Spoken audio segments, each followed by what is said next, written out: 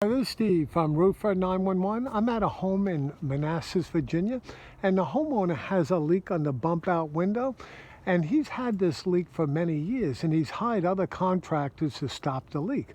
But nobody could stop it, so the homeowner decided he was going to have the roof removed and replaced.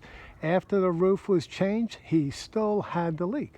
So he called the contractor came back, and he put another layer of caulk right across the flashing here.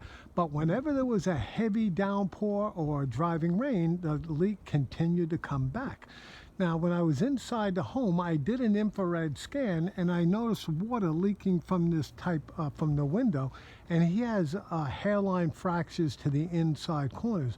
Unfortunately, this type of window cannot be repaired, so it would have to be removed and replaced. But another thing I noticed, which is definitely causing a problem, is this gutter right here. The leak is like right about right here, but you'll see the gutter takes a dip right there. So when it rains really heavy, not only does the water overflow the front, but it also goes over the back. So the gutter would have to be removed and replaced. And the window, I told him to hold off on the window right now. If it continues to leak, then those two windows would have to be removed and replaced. And I'll show you something here.